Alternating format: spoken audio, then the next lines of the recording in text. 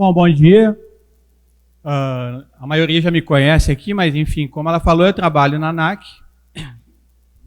Acho que uma das poucas palestras da ANAC aqui até que está tendo, né? Mas, enfim, é um prazer estar aqui nesse congresso de novo. Sempre quando tem congresso SINDAG, eu já me programo com antecedência. Eu acho só o ano passado que eu não vim, porque é onde posso encontrar o pessoal da diretoria do SINDAG e todos, né, os operadores, oficinas. Isso aqui reúne, não é só operação, aviação agrícola, acaba todo mundo que trabalha para aviação agrícola, como oficina, pessoal que fabrica alguns componentes. Então, tudo aqui, né, sempre, né? Sempre tem novidades. Então, além de ser um prazer participar aqui e conversando com as diversas reuniões que a gente tem, com oficinas, com o SINDAG, etc., sempre, todo o congresso daqui, eu saio daqui com um conhecimento maior e também mais conectado com esse setor. Eu acho que é isso que é importante, porque se a gente ficar só no escritório, ou se vocês ficarem só na empresa de vocês, acaba perdendo essa conexão. Isso aí não pode, né? Tem que trabalhar junto, pelo menos na ANAC principalmente.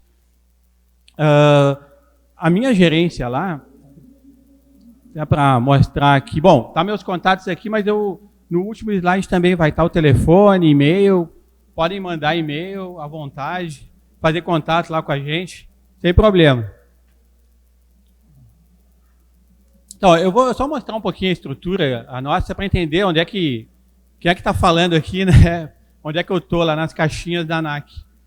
Mas nós vamos conversar, na verdade, essa apresentação é sobre alguns temas que a gente tem discutido com o SINDAG há algum tempo, que eu acho que são demandas do setor e que eu atualizei em algumas reuniões, né, que a gente teve aqui no Congresso. Cadê o Kiko? Não está aí ainda. Está vendo, tá. E aí entram essas questões, tipo, experiência requerida para novos MMAs, que às vezes não é aceita para revalidação. Revalidação não, quando ele quer uma nova carteira, um trabalho que é feito no 137, né? Vamos discutir isso aí. O Guia do Operador Aeroagrícola, que eu acho que todo mundo conhece, mas que foi criado lá em 2014, né? Em cima de discussões da pauta do SINDAG. A questão das peças de reposição, que é um problema sempre, principalmente para aeronaves que saíram de produção e para mesmo aeronaves que estão em produção, mas se depender só do fabricante também é complicado, né? Então, é uma discussão que a gente vai ter aqui. E o RBAC 91, porque ele está ligado a essa questão do overhaul de motores turbohélice e componentes dessas aeronaves turbohélices. Então, são temas, alguns não são novos, mas ainda estão, né, na pauta aí. Bom, não dá para ver, nem eu consigo enxergar direito aqui, tem que chegar mais perto. Mas, enfim, na ANAC tem a Superintendência de Aeronavegabilidade, onde eu trabalho. Não é a de operações que trata com piloto, então a gente trata só com aeronave, né? Tanto a certificação dela, que é o pessoal que fica em São José dos Campos, que é a GGCP, que está aqui, ó. Essas aqui são gerências acessórias, né, internas e tal, tipo de normas. Mas a gerência, duas grandes são essas duas aqui, gerências gerais. Uma fica em São José dos Campos e certifica produtos. Claro que eles estão em São José dos Campos, que a Embraer está lá, né? Que o maior cliente ali é a Embraer. Mas quando vocês mandarem, se vocês quiserem, fabricantes aqui que precisam de um STC, tratam direto com eles. Eu trabalhei lá, quando eu entrei, há 10 anos atrás, no concurso, foi para trabalhar lá. Fiquei um ano lá, depois passei para essa gerência aqui, gerência geral, que é a aeronavegabilidade continuada, que é tudo que vem depois que a aeronave começa a voar, né? Que está com algum operador. Aí a gente considera a continuada. Antes disso, enquanto é projeto, produção, é tudo ali. E quando é um novo, então, quando é um novo componente, também é aqui, certificar ele. Depois vem para cá. Aquele segue voo, aquele componente que é um STC, mas é só para aquele modelo de aeronave, daí cai para nós. Já teve aqui, depois veio para cá, ficando meio um pouco para cá e para lá, mas Quando é para uma aeronave só, é a continuada que trata. E aqui a gente tem as JETAR, que são os inspetores que tratam onde tem os inspetores que fazem a supervisão, e tem também onde analisam manuais, etc. Tanto a parte quando tem alguma coisa com 37 ou tem oficinas, são as JETAR, que está dividido em Brasília, Rio de Janeiro e São Paulo. Então, Brasília pega o Centro-Oeste e o Norte. O pessoal do Rio de Janeiro pega o Nordeste, Rio de Janeiro e BH, né? E o pessoal de São Paulo pega São Paulo para baixo, tudo. Rio Grande do Sul, Santa Catarina e Curitiba, e São Paulo. Eles. A gente dividiu em 3, né, núcleos. Assim. Tem alguns servidores da ANAC espalhados também, tem pessoal em Porto Alegre e tal, mas a coordenação fica em São Paulo, Rio e Brasília. E para padronizar isso, ter uma coordenação técnica e um planejamento, por exemplo, quando você espera em vistoria, entra no painel, ou um PCA pede, enfim, quando é feito pelo PCA, ele só autoriza e o PCA faz, mas quando tem que ser alguma coisa da ANAC, tem que ter uma coordenação. Quando tem as auditorias também, tem uma coordenação que faz um planejamento unificado. Quando a gente recebe denúncias, também é tudo unificado na minha gerência, que é essa aqui. É uma gerência de coordenação técnica e de ação, assim, das auditorias, vistorias, a gente planeja tudo ali centralizado.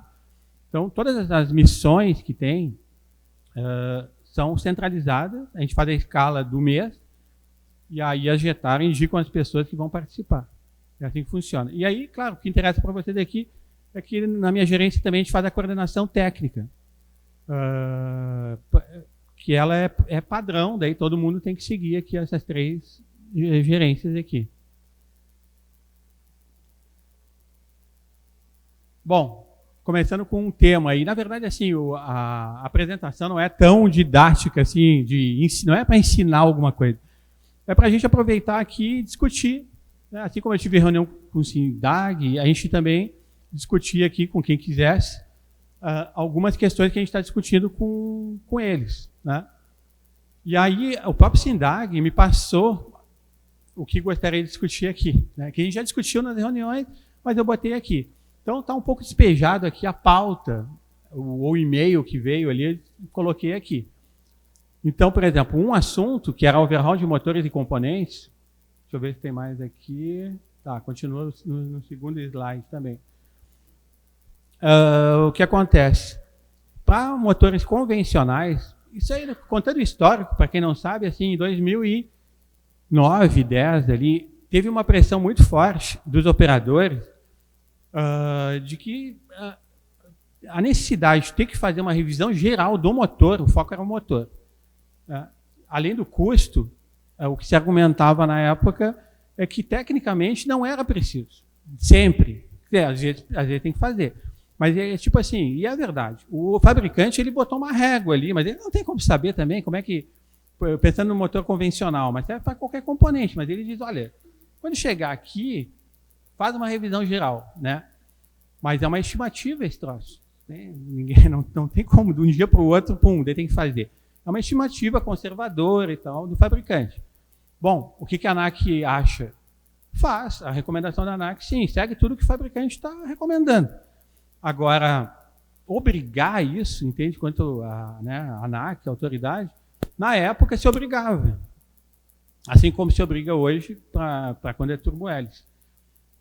E aí houve uma pressão muito grande dos operadores e eles mostraram também que tecnicamente não fazia muito sentido. Tinha como, no motor convencional ali, olhar no óleo a situação dele, tinha ali malha, etc., e ver, às vezes o motor tinha voado bastante, mas ainda estava em condições perfeitas. Tinha feito uma manutenção ótima, às vezes até, não tinha feito revisão geral, mas já tinha trocado algumas coisas, sei lá.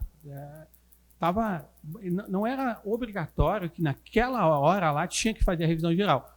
E a ANAC aceitou isso e alterou o RBH 91, colocando que ali dizia no 409, não me lembro da redação anterior, mas eu acho que só dizia assim, tem que seguir o programa de manutenção do fabricante integralmente, tudo. Certo? A não ser que aprove um para se o operador aprove um para si, que nem faz o 121 e o 135 alguns operadores. Os outros acabou ficando até mais rigoroso do que para um táxi aéreo ou linha aérea, porque daí você tinha que seguir tudo que estava ali. Qualquer recomendação, tudo era mandatório. Bom, aí se revisou, então ali está ali que, exceto o motor convencional, tem que fazer tudo. Certo? É como está hoje. Mas quem sabe o FAR não exige isso, né? Vocês podem, se vocês têm um avião, um TPP, podem fazer, o CA91, né? Podem fazer a inspeção anual, aquela annual inspection, ou seguir o programa do fabricante. Mas quando tem que seguir o programa de manutenção do fabricante, é as inspeções. Porque esse 409, se olhar lá o título dele, do capítulo lá, são inspeções, não é o nome inspeções? Não está escrito. Então, inspeções é inspeção. Aí o cara vai pegar o checklist lá, vai olhar, vai inspecionar aquilo, vai inspecionar se está vazando, olha, a bomba e tal. Tem todo, dependendo do fabricante, vai botar uma lista lá de inspeções. Bom, isso é que é obrigatório. Agora, por exemplo, a troca de um componente não é obrigatório, a não ser que esteja nas limitações de aeronavegabilidade. Então, a gente fez uma discussão, por exemplo, com o pessoal de São José dos Campos, que é o pessoal de certificação, que ele tem uma visão mais voltada à certificação do produto. Então, na certificação do produto, é assim, chega um produto novo, aí você olha e diz, olha, você, fabricante, vai demonstrar que ele atende aqui os RBAC 23, 25, sei lá, né, que vai dar uma falha só depois da 10 na menos 9, 10 na menos 6, dependendo da aeronave. Bom, ele vai demonstrar aquilo e o que for. E aí é certificado. Mas aí nos manuais, o que é obrigatório, o que é mandatório, não tem uma seção de limitações de aeronavegabilidade. Então, se a gente diz que é tudo mandatório, está em choque com esse conceito, certo? Então, aí a gente atualizou tudo isso. Então, o overhaul de motores turbohélices e componentes é mandatório no RBHA. Em 2014, 15, ali a gente fechou a proposta do RBAC 91. Mas você sabe que o 91, ele abrange um monte de coisa dentro. É um regulamento gigantesco. Então, todas as áreas da ANAC estavam trabalhando nele. Mas a parte de manutenção, a gente praticamente fechou isso já em 2014, uma proposta. Que é uma proposta de adequação a esses conceitos mais puros, assim, tem de certificação. Quer dizer, tem uma seção de limitações de aeronavegabilidade, tem as ADs, tem que fazer. As inspeções, tem que fazer, mas a inspeção, o resultado, o que vai ter que trocar de componentes, etc., depende, não é mandatório pela ANAC. O fabricante vai dizer assim, olha, tem aqui uma lista de TLV aqui. Quando chegar naquele tempo limite ali, tem que trocar esse componente, não é isso? Tem, toda aeronave tem, todo motor, tudo. Bom, a gente vai dizer sempre para vocês, sigam tudo do fabricante, né? Melhor coisa. Mas também a gente não vai obrigar que faça isso. Por quê? Porque a gente tem oficinas certificadas, qualificadas, em nível internacional, muitas com certificação FAA, EASA e etc., então, de ótima qualidade, e se atestar que aquele componente, né, pode continuar funcionando por mais um tempo. Nos Estados Unidos fazem assim, na Europa é assim, tudo que é lugar é assim. A gente também vai dizer, ótimo, pode fazer isso, não tem problema, porque tem a garantia da oficina. Okay? O motor é a mesma coisa. Hoje já é assim para o convencional e para todos os componentes da aeronave que tem motorização convencional. Não precisa obrigatoriamente seguir. A gente recomenda que siga tudo que está lá no manual. Mas se uma oficina levar lá e a oficina diz, isso aqui tu pode rodar mais, não tem problema. Agora, para o turbohélice, não tem isso por essa questão. Bom, esses motores, a motorização turbohélice, nos últimos 10 anos, que eu estava falando que isso foi proposto, já foi discutido lá, quase 10 anos atrás, para o motor convencional. Hoje, foi crescendo, em 10 anos foi crescendo bastante. Precisa alterar também isso. Na proposta do RBAC 91, tem isso. Está lá alinhado com o FAR. Ou seja, tem que seguir as inspeções do programa de manutenção. As ações têm que ser adequadas ao problema que for identificado. Né? O fabricante, claro, dependendo, por exemplo, se a aeronave é nova, ele vai dizer, se tu não fizer o que eu estou dizendo aqui, não mandar, não sei, em tal lugar, pode até perder garantia, etc. E tal. Mas isso aí não é a ANAC que vai mandar, entende? São outras relações comerciais. Para a ANAC, tem que seguir as inspeções e tudo e AD, que tenha IDA, que tenha que tenha para aquele produto, e o que está em limitações de aeronavegabilidade, certo? Bom, geralmente os fabricantes eles tratam o overhaul como recomendado, porque como é que o fabricante vai dizer, não, tu é obrigado a fazer? Obrigado não pode, porque a não ser que esteja nas limitações de aeronavegabilidade, pode estar. Então, a gente...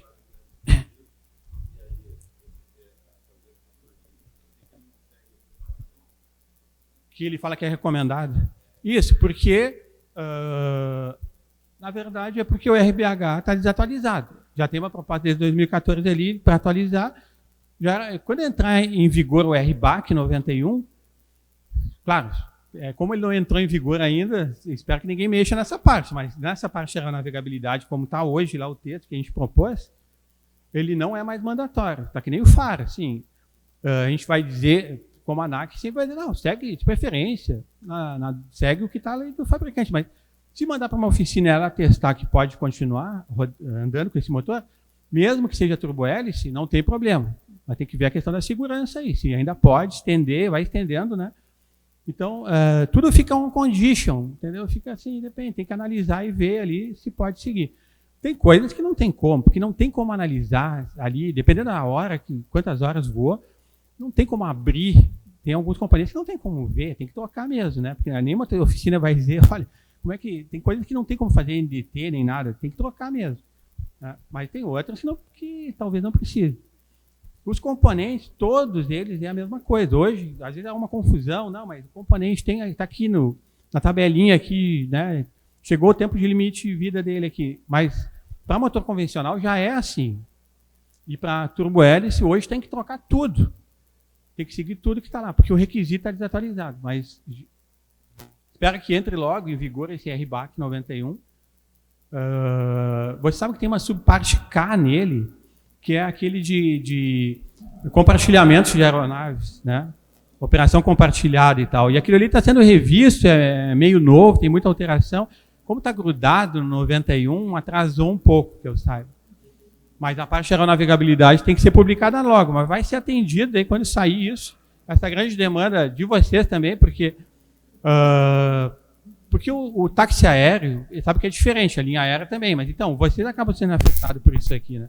O operador TPP também, 91, então. Mas bom, tá aqui, então...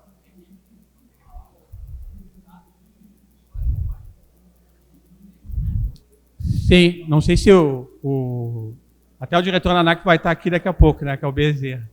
Então, eu vou perguntar para ele, eu acho que é uma solução, que ele está falando, não sei se dá para ouvir, mas assim, ele disse, por que não se publica só essa alteração, né? Porque, sabe, essa que foi publicada em 2010, acho que foi 12, sei lá, agora tem que olhar ali, que permitiu que a motorização convencional, a aeronave que tem um motor convencional, levasse essas recomendações dos fabricantes só como recomendação, que não é mais mandatório pela ANAC, foi só um adendo ali, foi uma alteração pontual no 91. Então, mas aí é uma questão que a ANAC também tem que ver, outras áreas aí vão ter que discutir, é um pouco mais acima de mim, só da parte técnica ali, né? Ela tem que, os superintendentes, diretores, tem que dizer, mas vai demorar ainda muito ou não, né?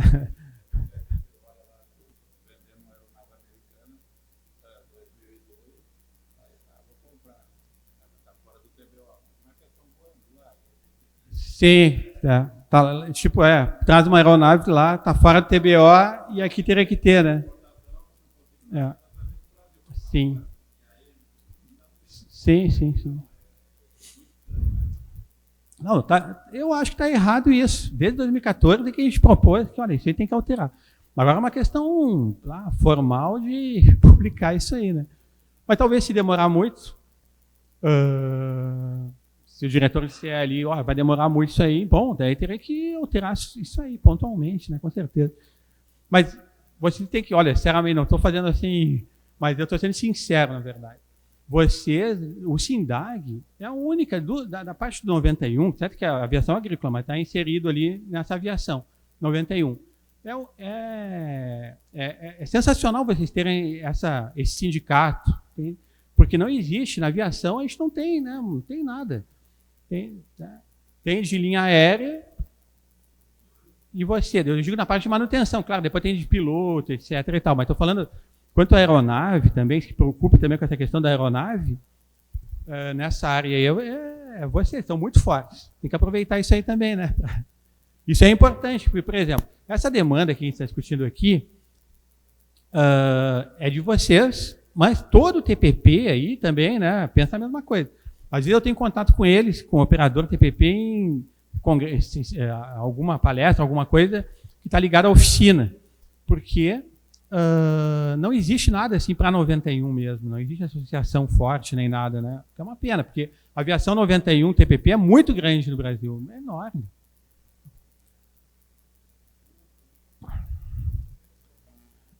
Então, olha só para quem detalhar um pouco mais, na IS aqui, 409, tem uma IS que trata dessa questão também, porque a IS é um meio aceitável de cumprimento do requisito, né? Então, ela fornece orientações aos operadores, proprietários, quanto à questão da revisão geral. E aí, com o motor convencional, ele prevê lá, diz, olha, não é mandatório, inclusive nenhum componente, mas tem que fazer as manutenções, está com tudo em dia. As inspeções, né? Então, as aeronaves do 137 é a mesma coisa. Quando é motor convencional, é recomendação do fabricante, mas se não fizer, tem que levar numa oficina para verificar se pode estender ou não, né? Se está adequado ou não. Na inspeção que ela vai fazer, tipo de 100 horas e tal, ela vai olhar, né? Esse motor aqui tem que tomar algumas ações. Se o tempo de revisão geral de componentes está na seção aqui, time limit, e se estiver contido na seção, bom, se ele está nas limitações de aeronavegabilidade, ele tem que ser, a ANAC vai cobrar, né? Tem que fazer. Aí, independente do tipo de aeronave. Mas se ele não tiver, então, adicionalmente, caso não conste na seção de limitações de aeronavegabilidade, não seja aplicado, e não tenha uma AD relacionada, e ela, aí que está, só para aeronaves convencionais, então não é obrigatório. Porém, a ANAC recomenda fortemente que todas as instruções dos fabricantes sejam seguidas, inclusive tempos de TBO e TLV.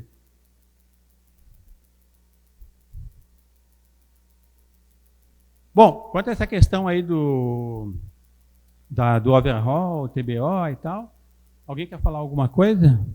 Tem alguma sugestão? A sugestão que eu tenho é essa aí, quer dizer, até o SINDAG, né, já tinham falado ali de tentar ver lá, né, mandar para cima isso de que, olha, é uma questão que está pendente desde 2014, que a solução já surgiu em 2014, pode estar pendente desde antes, mas a gente já tem uma proposta nossa desde 2014 e que, né, tem que ser publicado de alguma maneira, nem que seja pontual só, né?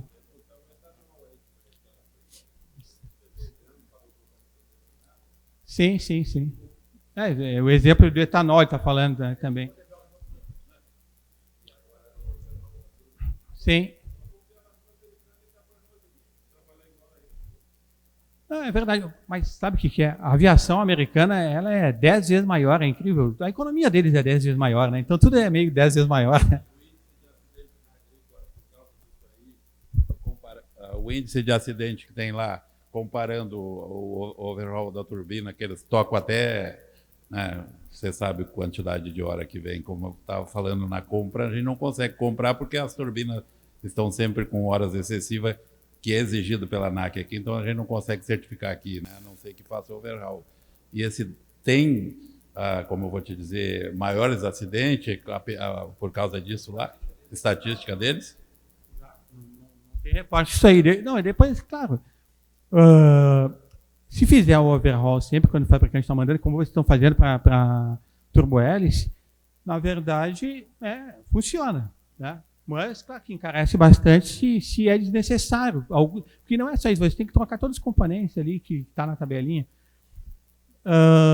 Mas isso aí é a recomendação do fabricante. O fabricante ele não tem como saber assim, se está em condições ou não. É uma coisa futura. Agora, não é muito inteligente essa solução, né? Por isso que tem que mudar isso. Porque é muito mais adequado, otimizado, assim, a questão, não, vamos se apoiar nas oficinas. E aí o cara vai olhar se está em condições ou não. Tudo isso é uma questão técnica, né? De lógica, assim. Os componentes do motor a pistão na tabela da aeronavegabilidade que controla o tempo de TBO, componentes? Mas eles estão aonde? Aquelas tempas de vida limite ali, não é mandatório. Quer dizer, assim, a gente vai ser sempre aquele papo, eu repetir assim, a gente vai... Bom, o cara está recomendando, troca. Agora, não é a gente, a ANAC, que não vai cobrar isso. Não, por quê? Porque tu pode te levar numa oficina e a oficina olha e diz, não, mas vai trocar isso aqui, vai botar dinheiro fora, porque está perfeito. Se ela testar, mas não é tudo que se consegue atestar isso. Tem coisa, rolamento, algumas coisas, como é que tu vai olhar ali dentro? Vai quebrar o troço para abrir? Então não tem como. Agora, o que dá para ver é visual ou para o NDT, sei lá, o que dá para testar tecnicamente, então aí não precisa fazer. Mas se está na seção de limitações de aeronavegabilidade, aí precisa, porque é como se fosse uma AD aquilo. Tem tipo, daí na certificação o pessoal disse, esse componente aqui é crítico, se não trocar, tem... Por quê? Porque sabe que o fabricante ele tem que demonstrar que a aeronave vai voar, né, sem acidente catastrófico e tal. Vai estar na a probabilidade que ocorra um acidente é menor que 10 na menos 6, no caso. Às vezes ele demonstra, mas fica meio apertado aquele negócio. Aí diz, então, poxa, tem que trocar esse componente, né? Tem algumas, é que nem uma AD, a mesma coisa. Aí tem que seguir.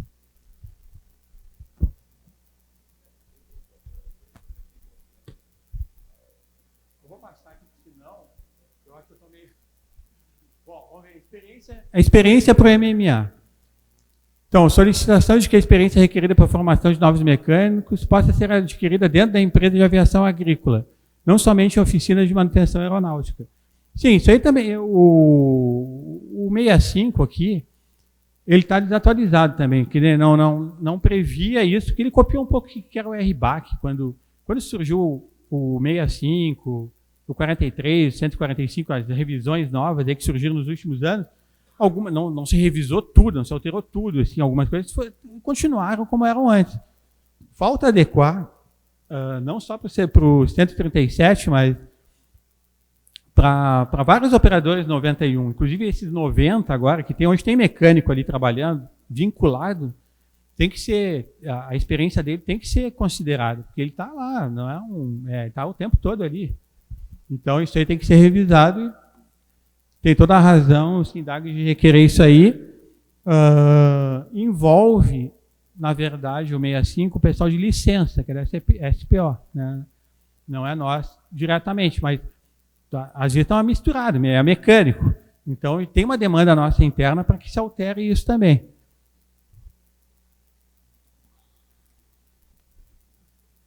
Peças de reposição. Bom, só me...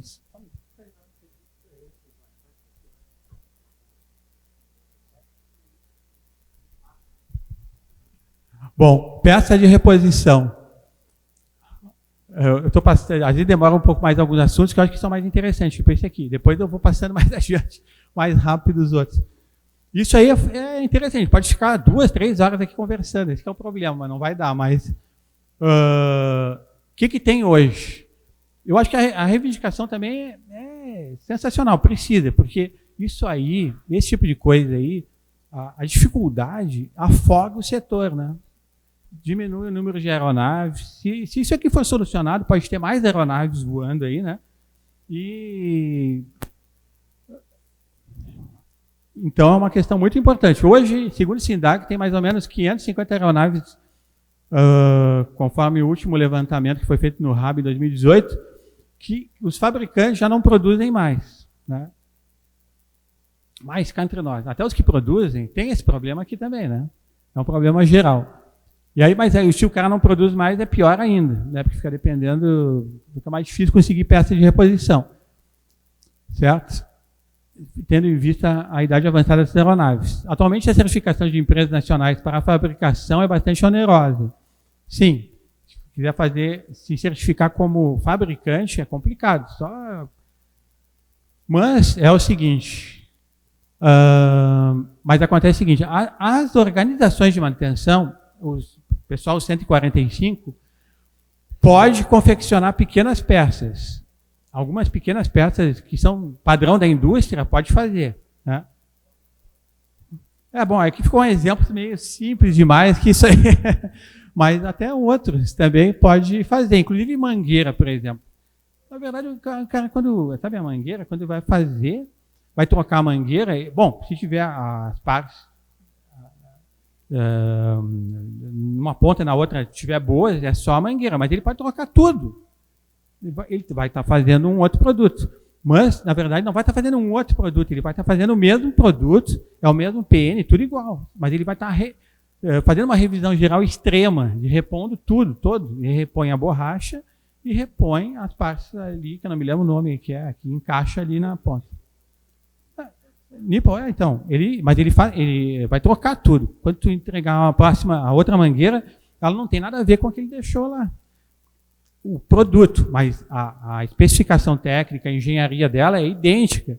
Ele consegue substituir tudo. Então, quando tu tem os dados técnicos e consegue substituir tudo, é uma revisão geral extremada, assim, de trocar tudo, né? A própria revisão geral de motor troca várias companhias, várias peças. Mas, claro, não são produzidas pela oficina. Ela compra e bota, e monta. Uma pergunta especificamente no caso das mangueiras. Se você comprar esse produto certificado, uma mangueira, a mesma que as oficinas compram para fazer essas mangueiras e vender, e você fazer essa troca dos nípeis, pode ser feito por uma oficina? Ou tem que ser por um fabricante de mangueira para ter certificação? Pode ser por oficina. Entende? A oficina, não, tem um monte de oficina que faz isso. Mas isso aí já foi polêmico. A gente já recebeu denúncia do fabricante dizendo, olha, não quero dizer nada, mas tem gente ali, está aqui o nome, que está fazendo mangueira. A gente sabe, mas se olhar no requisito, pode isso, mas tem que seguir. O que interessa? Tem que seguir o dado técnico. Ele não está fabricando mangueira lá dentro, entende? Ele compra, exato, nem os nipples, nem nada assim, não, ele é uma montagem. Mas isso aí pode ser. E ele não comprou do fabricante, ele compra outra, mas que atende a mesma norma técnica e tal, porque mangueira tem isso. É assim, seguindo essa lógica aí, a oficina pode fazer várias coisas. E o operador... Aí tem um textão aqui, enorme aqui, não vai dar tempo de ler tudo. Mas nesse item aqui, vocês podem ver que, ó, peças produzidas por um proprietário operador para manter ou modificar seu próprio produto. Pode também. Como operador, tu pode pegar e dizer, olha aqui, ó, eu tenho como fazer essa bomba aqui, pode ser até uma coisa mais complicada, tem uma bomba aqui, sei lá, bomba de óleo, eu tenho a especificação dela. Se vocês tiverem a especificação dela, mas tem que, claro, se é uma mais antiga, talvez o fabricante ali tenha fornecido, seja público. Se ela não é mais fabricada, não tem mais não tem mais o detentor do projeto de tipo, já não é o fabricante, é a autoridade, pode ser solicitada a autoridade, ó, eu quero o croquis ali, a especificação técnica, como é que monta essa bomba, sei lá, estou chutando aqui, né? Aí vocês podem pegar aquele dado técnico e pedir para alguém montar. Pode, por esse requisito. O único rolo disso tudo, do operador pedir, é que como é que ele vai conseguir a especificação técnica aceitável. Se ele conseguir, se ele tiver, ele pode fazer apoiado nesse requisito aqui, tá vendo? Então, o pessoal de linha aérea faz isso, às vezes. Não para componente muito complicado, aí, porque, por exemplo, motor, nunca que Tango vai conseguir mexer ali, não tem acesso a dado nenhum. Mas até o interior ali dessas aeronaves, eles pedem para construir, fabricar alguma coisa. Às vezes ele não, sabe, suporte da lâmpada lá e tal, o cara não consegue lá trocar e manda fazer. Pode fazer, se tiver o desenho, tiver como fazer tudo, o operador manda fazer. Aí ele pode apoiado nisso, está o requisito ali, pode usar. Sim. Isso. Só não pode vender, mas para uso próprio não tem problema. Isso, exatamente. Ah, mas é que tá previsto aqui, ó. Tá aqui o requisito, vocês podem dar uma olhada depois ali, podem fazer. Ele é aplicável para todos vocês aqui, né? Agora, o problema é aquilo ali, tem que ser baseado em dado técnico real, assim, concreto, né? Ou conseguiram um STC, virou público, ou, sei lá, a aeronave não é mais fabricada, daí o detentor do projeto de tipo, sabe quando não, tipo aerobueiro, teve uma, agora já tem, né, aerobueiro de novo aí, né? Mas tinha uma época que não tinha. Aí até o Brasil pegou, então a autoridade argentina lá virou a detentora do projeto de tipo. Ela tem que manter, a autoridade primária tem que manter. Aí o Brasil até fez como tinha muito aqui, ele fez um manual em português lá. O DAC escreveu um manualzinho lá em português e entregou para todo mundo. Então, às vezes, em alguns casos, a autoridade pode interceder para fornecer apoio aos operadores quando o fabricante não existe mais, né? E hoje o manual do aerobueiro tem um em português que pode usar, e como ressurgiu a fábrica, já tem uma nova versão também deles lá, mas a gente aceita os dois, né? Bom, só que a comercialização é vedada.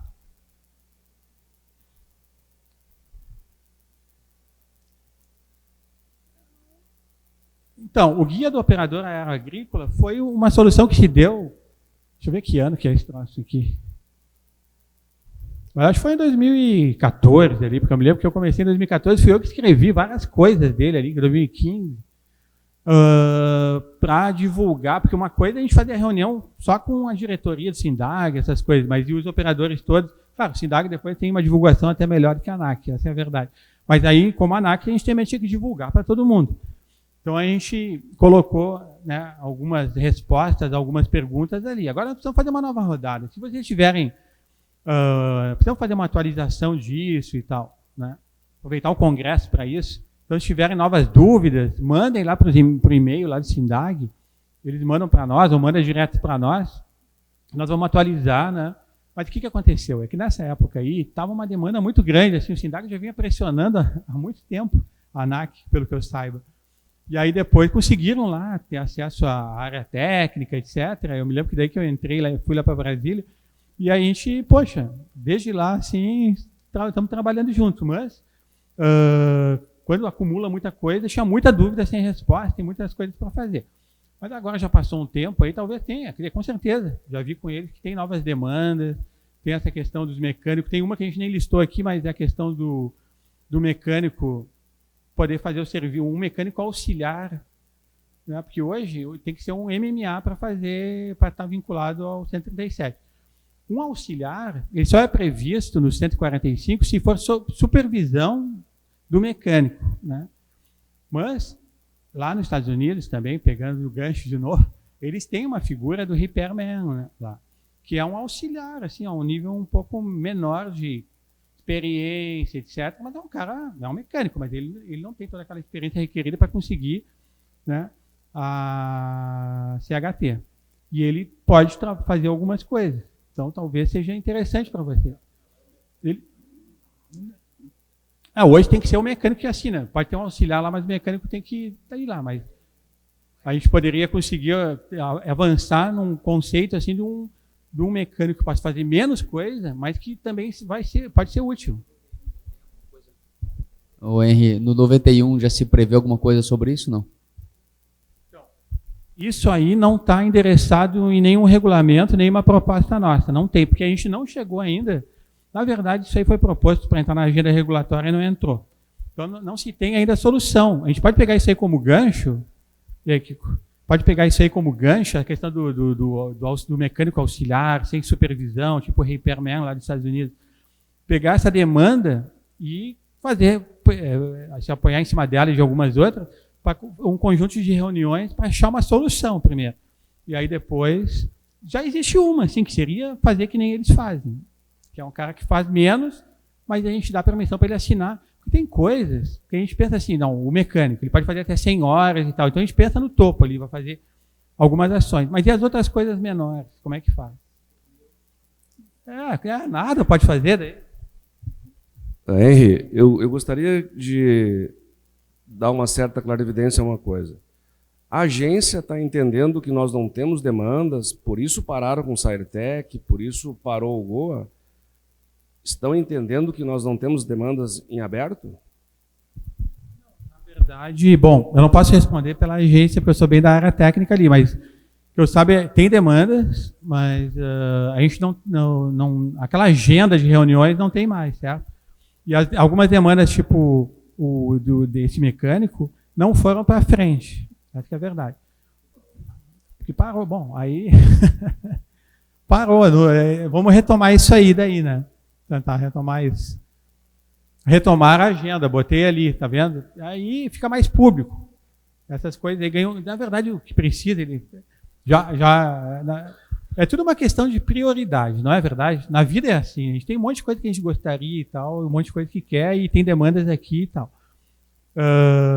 Na época foi priorizado. Tem que priorizar essas coisas de novo. Acho que o setor de vocês é fundamental. E ainda puxa todo o 91 TPP, né, que nem são sindicalizados aqui, mas eles ganham tudo.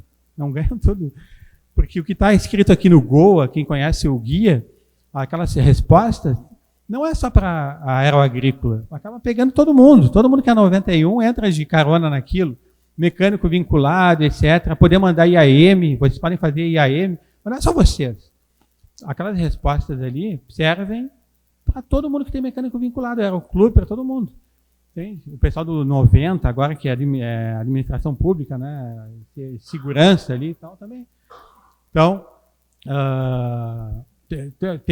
é bom que tenha mais demandas e tal, mas essa vinda, que nem eu falei no início aqui, essa vinda aqui, é estabelecer essa conexão mais forte. Isso é importante.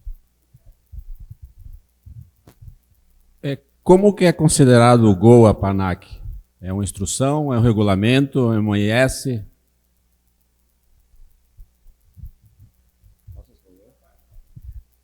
Eu não vou te responder total, mas deixa a agência responder, mas assim, ó, em função do número de demandas que nós tínhamos, em função do baixo nível de entendimento dos operadores, foi criado as reuniões de SairTech e o GOA, que antigamente era MOA, que era o Manual Operador Agrícola, para um guia, para haver orientação para os operadores. Não é uma IS, não é uma IN, não é nada. Na verdade é o seguinte, quer ver? Ó? A gente sempre pega o exemplo lá dos Estados Unidos também, porque, poxa, se eles têm uma economia 10 vezes maior que a nossa, e algumas coisas são também 10 vezes maior que a nossa. E eles têm alguns guias de orientação, né?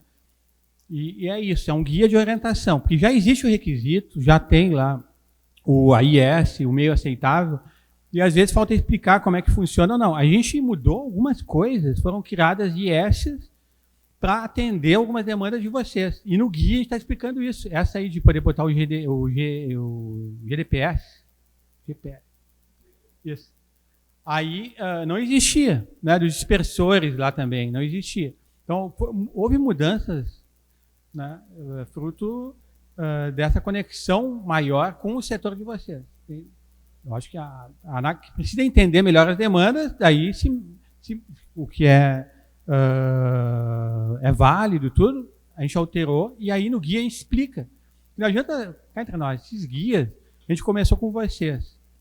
Foi o primeiro, eu que escrevi ali muitas coisas no meu punho, inclusive. Porque, na verdade, veio primeiro umas perguntas e respostas e estava numa linguagem assim que só técnico ali para entender. Não, a gente mudou para que todo mundo pudesse entender. E aí surgiu o guia. Esse guia foi um sucesso tão grande que a gente fez ele para a linha aérea, né? Tem o guia do operador aéreo, e tem o de manutenção, que é o guia da organização de manutenção, o GOM. A gente criou por causa disso aí, tudo.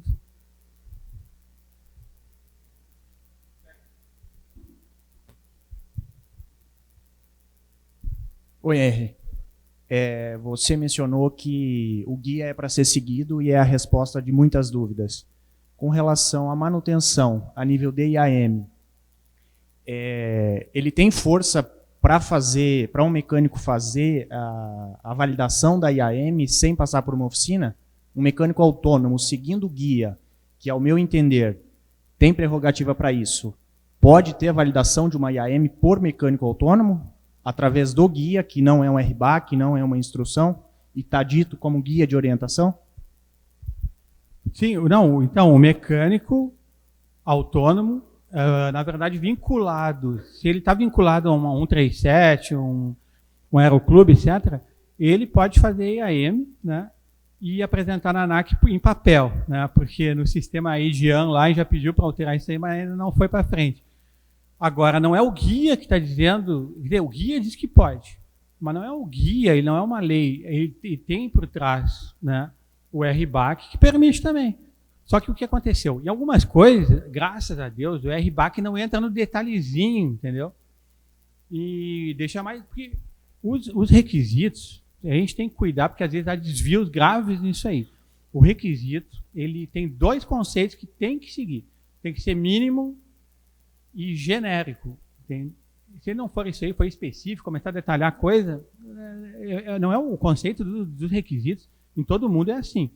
Então, o mínimo é o seguinte, ele não pode ser o requisito máximo, a maior segurança do mundo, não. No mínimo tem que fazer aquilo ali. E tem que ser genérico.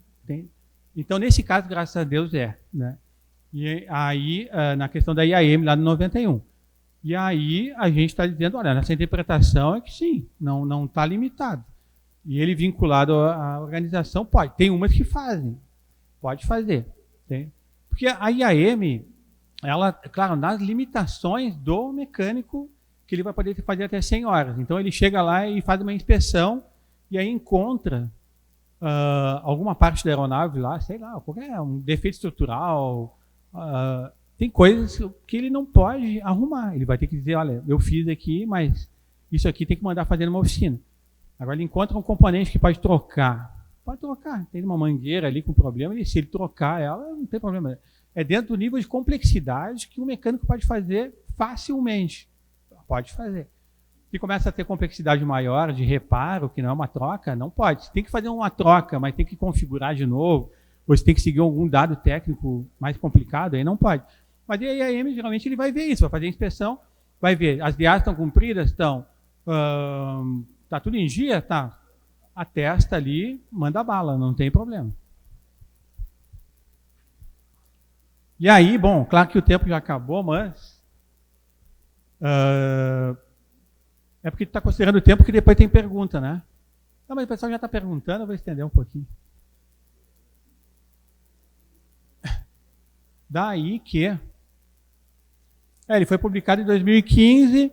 O conteúdo inicial, hoje, ele só tem praticamente coisas de aeronavegabilidade, mas eu acho que poderia ser estendido para outras áreas, né? Todo mundo botar coisa dentro, mas tem umas coisinhas lá, o DCEA botou uma ICA, a CIA também tem lá um capítulo dela,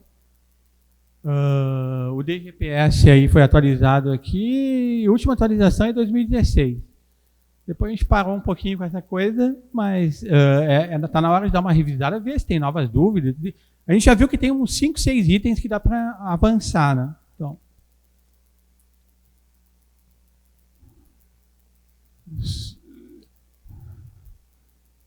na época teve uma repercussão grande, esse guia aí. Inclusive, saiu até no blog aqui do Para Ser Piloto, que ele disse até, inclusive, que ele achou surpreendente surto de sensatez. O cara exagerou. Mas, enfim, isso aí nos deu um alerta lá. Eu acho que essa comunicação é fundamental, essa conexão. Entende? Porque, assim, a gente não pode trabalhar separado. Assim. Até que hoje em dia há muito medo assim, de, puxa, criam órgãos do Estado, né, tipo agências reguladoras e tal. E o pessoal acha que tudo isso aí, tudo é polícia, né? Como se a gente só tem 2 coisas, é a polícia e o bandido, não é mesmo? Então, o que se faz? Se cria mais polícia. Se olhar ali, poxa, mas não é para isso, não é isso, né? A gente tem a função da ANAC, inclusive por escrito lá, o que está na lei da ANAC é outra, não é só essa. É claro que sempre vai ter bandido e polícia, o mocinho e o policial sempre vai ter. Mas isso aí é uma exceção, é óbvio, tem que ser uma exceção. E, por exemplo, aqui no setor, esse congresso aqui mostra pela participação, tudo como o setor legal, assim, o setor certificado, etc., é grande, é muito maior do que a ilegalidade. A ilegalidade é muito menor. E algumas, aí eu falo mais uma opinião minha, mas acho que algumas ilegalidades que surgem, às vezes é por falta, né, de condições de se tornar legal ou nem saber como é que é e tal. Então, essa questão aí, a gente tem que ter muito forte, estar conectado com você. Não adianta a gente fazer a regulação, a fiscalização no escritório sem falar com quem está voando. Não adianta nada. Porque a gente nunca, na ANAC, nunca vai saber mais do que vocês, tecnicamente, que vocês acordam já pensando no avião, já voando, já fazendo manutenção, quem é de oficina, né? Então, nosso papel é outro, não, a gente não faz isso. A gente não está, tipo a Embraer, a gente não está fabricando aeronave nem nada. Está criando regulamentação, está supervisionando. Então, essa conexão não é só a questão de ouvir, mas a gente está conectado, é diferente. É uma questão das demandas, a gente está avançando junto, tentando melhorar a aviação no Brasil, né? E o Brasil tem algumas demandas que não tem outros países. Porque a América toda do Sul, Caribe e tal, ele tem demandas que são diferentes dos americanos, europeus, né? Então, e a gente tem que tratar essas questões aí. Nunca vai conseguir atender esses problemas que tem em Manaus, no norte, ou com vocês, etc., se a gente não estiver conectado com vocês. Não tem como. Impossível. E aí, bom, conteúdo do guia, como está chegando perto do meio-dia, mas eu não sei, eu acho que quase todo mundo conhece. Vou repassar um pouco por cima aqui. A questão do APRS, deixa eu ver. Mecânico. O vínculo com a empresa. Sabe que tem, só para resumir bem rapidinho, tem um mecânico autônomo que ele pode fazer até 50 horas. Mas esse que é o problema aí, né? Que o Kiko já está aqui, está lá. Mas o mecânico é mecânico. Tem toda a qualificação, treinamento, aquele negócio. Pegar ele para fazer só 50 horas é não dá. O cara ele não vai. É muito difícil. Por que não tem tanto? Tem bastante mecânico autônomo, mas a maioria é vinculado. Porque senão ele não pode fazer nada quase, né? Então, esse espaço aí para o mecânico autônomo é muito reduzido, ele acaba, às vezes, fazendo como bico isso, mas não como uma profissão ali de mecânico autônomo. É difícil, vai fazer só 50 horas. Então, para vocês é o vinculado, que é até 100 horas. Que a gente tentou ampliar um pouco, tipo, ele fazer IAM e tal, para poder dar condições de ele ter uma função ali e tal, né, adequada à qualificação que ele tem. Porque para ser mecânico não é fácil, tem que estudar muito, tem que ter uma experiência grande. Então, não adianta depois dizer de tudo isso, mecânico fazer toda essa experiência, não, tu só vai fazer uma coisinha muito pequena aqui daí, fica difícil.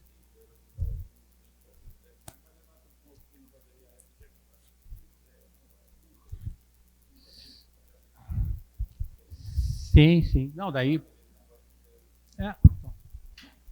Uma empresa que tem mais de 10, 15 aviões leva para uma oficina, vai ser uma oficina só para ele, né? E aí não entrega no prazo, então mais fácil é a própria empresa ter a oficina e o mecânico para fazer, né? Exatamente, mas foi entendendo esse problema que a gente... Porque daí tem o quê? Tem a oficina lá, porque senão se só tem oficina, aí vocês acabam fazendo o quê? Ou mandando para a oficina ou virando uma oficina, né? Mas às vezes, pensa bem, o operador agrícola virar uma oficina pode ser uma roubada também, né? Porque se ele só para fazer IAM, umas coisas menores. Então, a gente tem essa questão do mecânico vinculado, que ele consegue, inclusive, fazer IAM e tal, e as coisas, é uma solução. Tem 3 opções. Mandam tudo para a oficina, se começar a crescer demais, vira uma oficina, e a terceira, intermediária, contrata um mecânico, que ele faz as coisas, a IAM, as coisas básicas, e algumas coisas você manda para a oficina.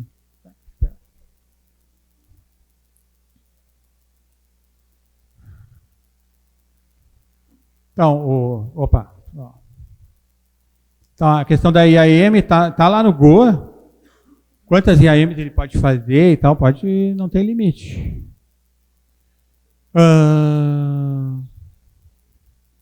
Bom, a questão do piloto, algumas preventivas ali. de baixa complexidade, ele pode fazer, né? A portaria para poder revisar os critérios de manutenção preventiva. Mas não é bem o caso de vocês aqui. A questão do TBO já falei.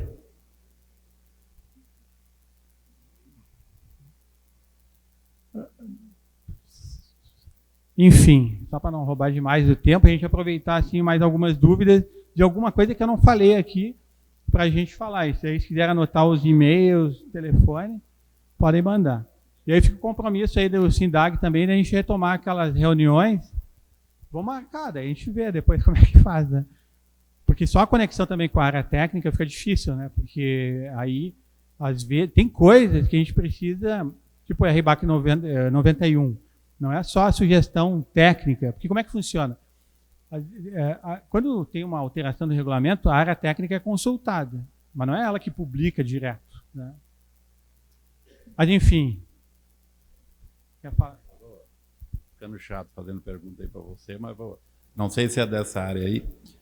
Uma vez eu já te falei sobre isso, né? Tem um incidente numa aeronave, numa pista, bate uma ponta de asa, quebra uma bequilha, sei lá, tem um trem de pouso, que às vezes é pouca coisa, aí você tem que comunicar isso para a ANAC, né? E envolve seripa, envolve piloto fazer exame médico tudo de novo. Às vezes uma coisa que tu resolve em 2 dias, né? Mas o piloto vai ficar de 1 mês, 2 meses parado, né? E tu não vai estar contratando outro piloto. Então isso são coisas pequenas que eu acho que a ANAC deveria autorizar a fazer serviço rápido e não ter essa burocracia toda. Porque tendo uma oficina, um mecânico responsabilizando, informando, né? Isso aí dá um transtorno que acaba, eu vou te dizer, acaba nós escondendo de vocês, e não é... Vocês sabem, tu sabe, e é a verdade, né? Para facilitar de nós trabalhar todo mundo, né? Eu acho que isso também deveria ser mudado, né? E ver como resolver isso aí. Porque bater uma ponta de asa, tu vai comunicar, tu troca rápido lá uma gaivota, vai ficar parado 45 dias lá. E para facilitar, fazer o negócio certo, é uma das coisas que deveria mudar, né? Olha, tem várias coisas, é porque a aviação, o que eu acho, assim, tem vários pontos que a gente tem que discutir, mas aí não adianta, como eu sou na parte de aeronavegabilidade, isso aí que está falando é que é importante que tenha, né, nessas discussões para estabelecer uma conexão, né, boa com o setor, gente de operações, gente também que faz esse link aí com o CENIPA ou o próprio CENIPA.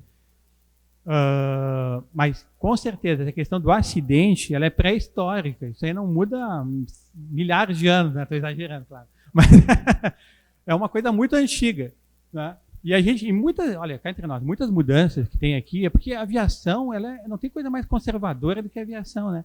E com uma certa razão conceitual, que é, poxa, o foco é a segurança e tal. Então, a gente tem toda essa preocupação em não mudar, que é que nem mudanças muito rápidas geram que nem software e tal. Pô, aparece um monte de bug em tudo, né? Não é verdade? Então, começa a mudar muito, tu também tem a tua chance da curva da banheira aumenta exponencialmente, certo? Então, a aviação é muito conservadora nisso. Para mudar, demora. Tanto é que tem aviação experimental que bota equipamentos lá que são mais seguros e a aviação certificada não consegue. Mas a gente tem que resolver, essa coisa tem que ser tratada com mais inteligência. Exatamente. Porque tem alguns equipamentos, não, isso abrange tudo, né? Essa questão dos acidentes, que já é muito antiga, a gente tem que rever como é que trata isso. A questão até de novidades tecnológicas aí que talvez tenha que facilitar a entrada delas com algumas limitações. Tem algumas coisas que precisa rever bastante. A própria EASA e a FAA estão bem alertas nisso aí. Tem tido bastante notícias nisso. A gente também tem que ter. Sobre essas fabricantes de peças aí, a gente tem esse problema de 550 aeronaves, não só para essas aeronaves, mas também as que estão em fabricação. Existe algum procedimento, pelo menos algum trabalho dentro da ANAC de tentar simplificar esse processo? Porque não dá para exigir de um fabricante de peça pequena, enfim, uma peça pequena de reposição, ou mesmo processo de uma peça grande, por exemplo, para a Embraer. Então, existe algum processo, algum estudo dentro da ANAC de uma simplificação para esses fabricantes de peças? Não tem. Né? Só tem aquilo ali que eu apresentei, mas não tem isso aí que tu falou, não. A resposta é não. Né? Por quê? Porque acontece o seguinte, é lógico, quem conhece bem, que nem vocês que estão aqui, provavelmente conhecem os detalhes, né, de todas essas questões. Bom, é um monte de coisinha que dá para melhorar. Quem não é desse ramo assim mais fundo, não conhece isso. A gente sabe que tem muita coisa que dá para avançar, porque a nossa regulação é antiga e tal, e tem problemas, a tecnologia tem avançado muito rápido e tal.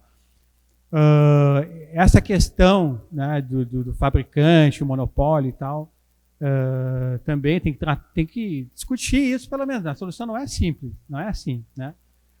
Porque é o fabricante, é aquele conceito, ele que projetou, fez o projeto, é o detentor daquele projeto, tem direitos legais em cima disso aí, patentes, etc. e tal, mas discutindo, priorizando algumas questões, a gente acha algumas soluções legais, né?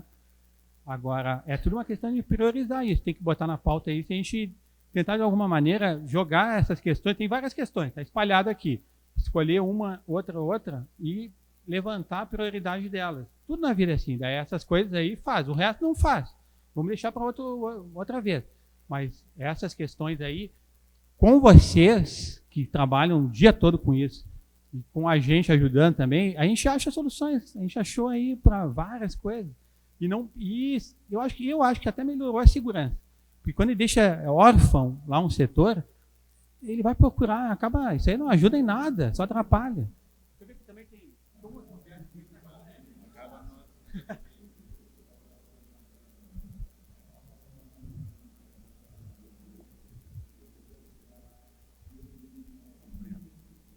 Ô Henry, a ANAC ela cobra do operador agrícola que tem um mecânico cadastrado, aferição de ferramenta, aquisição de manuais atualizados, como cobra da oficina? Mecânico cadastrado, vinculado na aviação agrícola. Se vocês contratarem um, não é obrigatório. Tá, mas não é obrigatório. Tu pode ter um 137 e não ter mecânico nenhum. Agora, se tu quiser contratar um, ele está vinculado. O vínculo é a questão que a gente mudou o nome, porque antes era CLT, né? Mas assim, não precisa. Fez um contrato com o cara, né? Ele assinou lá, está vinculado. Aí tem que comunicar a ANAC, é verdade, mas aí tem um vínculo, é só isso. Então, mas nesse vínculo, depois a ANAC, ela cobra da 137 se ela tem as ferramentas, manuais assinados, assinatura de manual para fazer manutenção? Então, para fazer a manutenção, ele vai fazer a manutenção. Aí segue todas as regras 145. Ele tem que ter o manual, né? E tem que ter as ferramentas. Mas tudo bem, o 145 mesmo evoluiu um pouco. Então, o que acontece? O 43 ali. Eu não tenho todas as ferramentas do avião, não precisa. Mas o que for fazer, tem que ter. Agora, eu queria fazer mais uma coisa aqui que está na inspeção, mas não tem. Então, não faz. Ele está lá e diz que tem que ter essa. Uma outra pergunta. Esse vínculo que você falou, ele cabe também para 145, para a oficina? Ele pode ter um mecânico vinculado, uma forma de contrato? Então, o que acontece é o conceito. Assim, no 137 não fala nada de manutenção. Então, quando entra o mecânico, ele tem que seguir principalmente o que está no 43, né, para manutenção. Mas como ele está ligado a uma empresa, algumas coisas acaba pegando o 145, por exemplo, que não está no 43, porque não está no 43. Então, se tem um auxiliar, o auxiliar pode ajudar lá? Pode. O 145 é que fala do auxiliar e tal. Então, acaba usando isso, né, como referência, quando a gente for cobrar. Mas é por isso, é porque quem ficou apoiado no 145 quando é uma organização, assim. Por exemplo, se ele é autônomo, não está vinculado a empresa nenhuma, daí não vale nada do 145. É tipo 121 e 135. 121, ele pode fazer manutenção de linha e tudo. Mas como é que ele faz? Conforme está lá no 145. Mesmo não sendo no 145. É o jeito que a gente deu o entendimento ali que ficou melhor.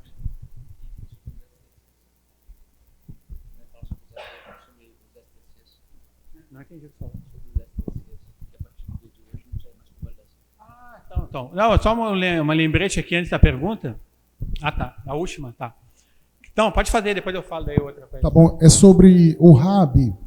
ele tem exigido, no caso de transferência de propriedade, que a aeronave esteja aeronavegável, com CA ou mesmo a IAM em dia.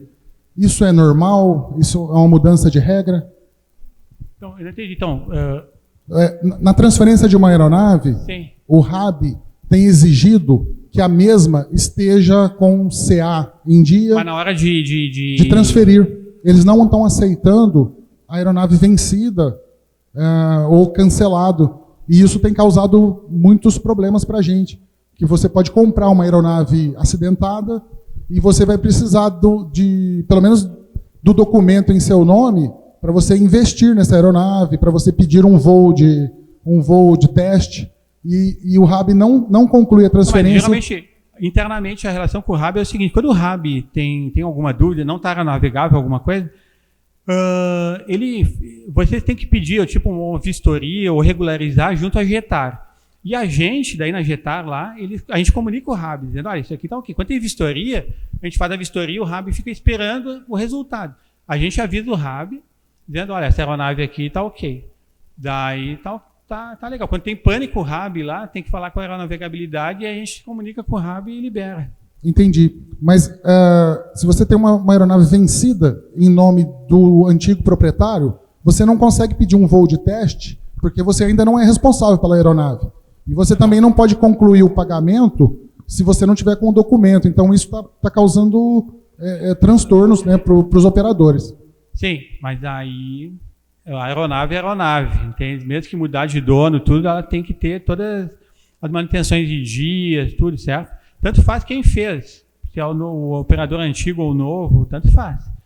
Para nós, o RAB é uma questão de propriedade, daí vai... Né? Hã?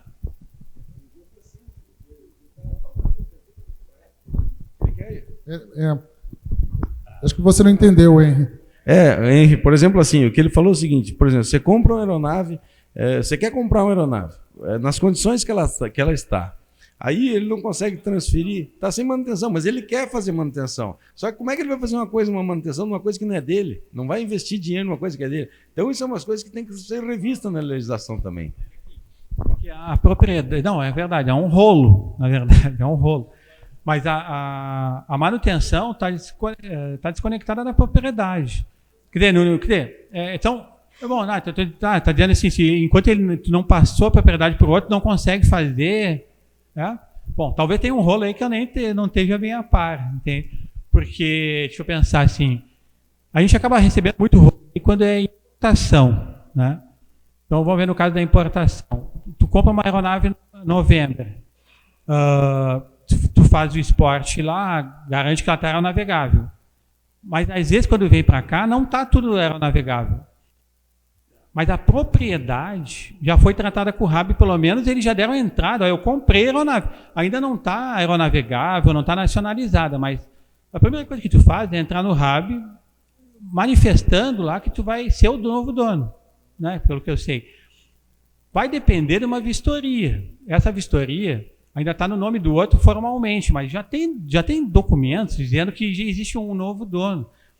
A gente vai dizer para ele, olha, as inspeções não estão em dia, tu vai ter que fazer a manutenção, mas já tratando com o novo dono. Ele vai na oficina e faz.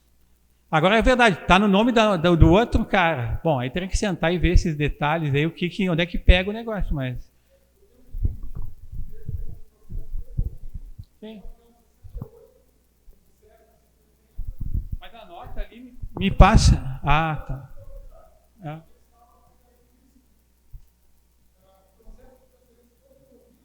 É.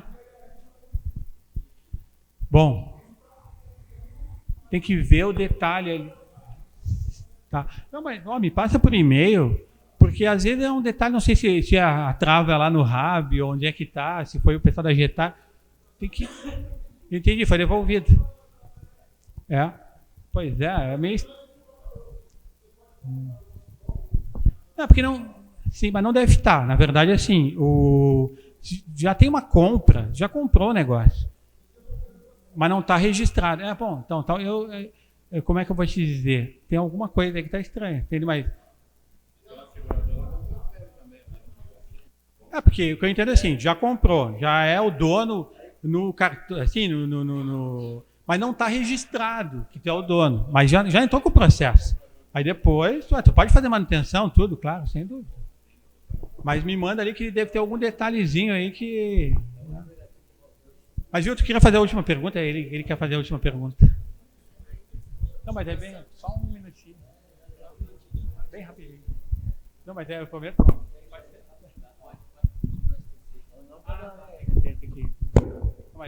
Aí acabou, é a última. Para encerrar, vai. Não, sobre o assunto do STC, que a partir de hoje passaria a vigorar a não necessidade de fazer a convalidação, né? Como é que é? O do STC, a partir de hoje passaria... Ah, sim, putz, eu ia esquecer esse negócio.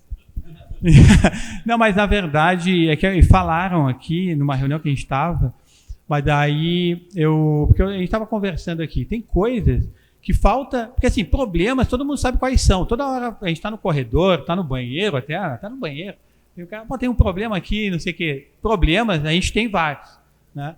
Mas também o que falta? Além da questão da priorização, eu acho que tem uma outra coisa, é dar soluções, né? Soluções, porque tem que ter o cara que sempre aponta o problema, mas se não tiver ninguém que dá solução, também não adianta nada. A gente vai ficar só reclamando e tal. Bom, uma das coisas que com certeza vai melhorar aí para todo mundo é abreviar, né? Por exemplo, o CST tem um monte lá nos Estados Unidos, lá para algumas aeronaves, aí ele tem milhares de CST e que não estão convalidados aqui, né? E que aí a convalidação, ou vem um operador, pede só para ele, ou o dono do CST lá tem que pedir, e às vezes não tem como. Se tem um CST interessante, ou um STC, um STC interessante, que você quer na tua aeronave, quer no teu motor, mas o dono do STC lá nos Estados Unidos não quer convalidar aqui, não vai rolar esse troço aí, entendeu? Você sabe disso, não tem como. Até grandes, aí, teve até operadores de linha aérea que queriam, e a Boeing chegou e disse, eu vou pensar. Daí, não adianta, não vai ir. Ele vai ter que pedir individualmente. Então, uma solução seria o quê? Vamos aceitar, vamos fazer, todos, já está aceito. Nunca rolou, nunca avançou muito essa proposta. Eu tenho defendido isso aí há anos. Mas, agora, com o acordo bilateral com a FAA, a gente propôs de novo. Não está contemplada a EASA nisso. Mas a ANAC podia fazer unilateralmente, né? Dizer, não, eu vou aceitar, está aceito. Imagina, esse STC, ele passou por um processo de certificação, né, complicadíssimo. Quando chega aqui, não sei se vocês sabem, mas a gente olha aquilo ali praticamente e aceita, assim, olha os detalhes, mas não teria por que não aceitar. Então, no acordo bilateral de certificação do pessoal de São José dos Campos com a FAA, não é o que a gente está tratando, foi proposto isso. Mas a FAA ainda não assinou, tá?